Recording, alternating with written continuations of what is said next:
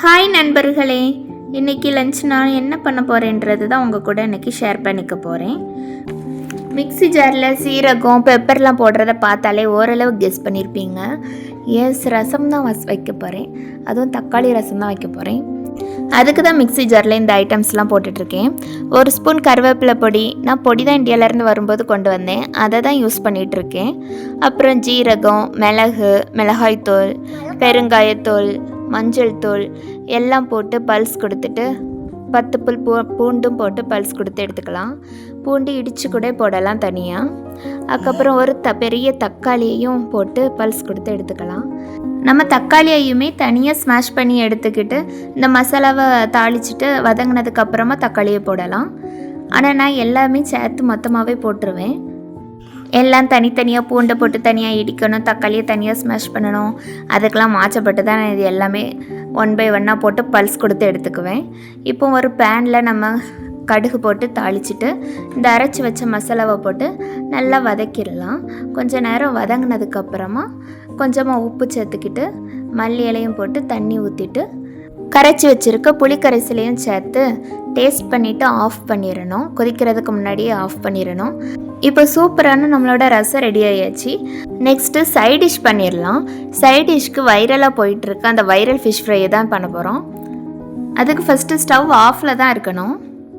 இப்போ ஒரு பேன் எடுத்து வச்சுட்டு அதில் கொஞ்சமாக ஆயில் சேர்த்துட்டு நம்ம மசாலாலாம் ஆட் பண்ணிடலாம். நம்ம காரத்துக்கு ஏற்ற மாதிரி மிளகாய்த்தூள், மல்லித்தூள், உப்பு, கரம் மசாலா, பெப்பர் பவுடர், ஜீரகத்தூள் எல்லாம் சேர்த்துட்டு ஆயிலில் கலந்து விட்டுக்கணும்.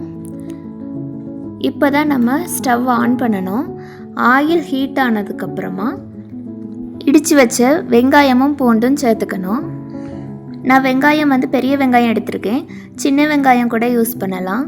ஒரு மீடியம் சைஸ் பெரிய வெங்காயமும் ஒரு 8 பல் பூண்டும் இடித்து சேர்த்துருக்கேன். இப்போ இந்த வெங்காயம் நல்லா வதங்கணும். கொஞ்சம் வதங்கினதுக்கப்புறமா நம்ம எடுத்து வச்சுருக்க மீனை சேர்த்துக்கலாம். நான் அசலை மீன் தான் இன்றைக்கி சேர்த்துருக்கேன்.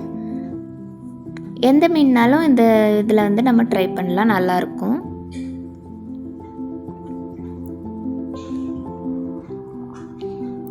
இப்போ ஒரு பக்கம் நல்லா வேகட்டும் இந்த எண்ணெயில். அதுக்கப்புறம் இந்த சைடில் இருக்க மசாலாவெல்லாம் எடுத்து நம்ம இந்த மீன் மேலே கொஞ்சம் வச்சு விட்டுறணும். வச்சு விட்டு கொஞ்சம் நேரம் வேக வைக்கணும். அதுக்கப்புறமா நான் கொஞ்சம் நல்லா புளி கரைச்சி வச்சுருக்கேன், அது ஊற்றிக்கலாம்.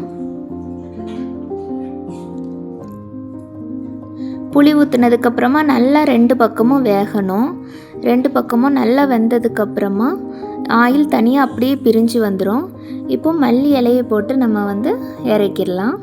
நம்மளோட இந்த வைரல் ஃபிஷ் ஃப்ரை ரொம்ப சூப்பராக ரெடி ஆகிட்டு இப்போ நம்ம சர்வ் பண்ணிடலாம். ஆனால் இந்த ஃபிஷ் ஃப்ரை ரொம்ப சூப்பராக இருந்து, உண்மையாகவே நான் ஃபஸ்ட் டைம் ட்ரை பண்ணுறேன். ரொம்ப நல்லா இருந்து, ஃப்ரை பண்ண மாதிரியும் இல்லாமல் அவிச்ச மாதிரியும் இல்லாமல் இது ஒரு வித்தியாசமான டேஸ்ட்டில் இருந்து ரொம்பவே நல்லா இருந்து. நீங்களும் ட்ரை பண்ணி பாருங்கள். Bye bye friends.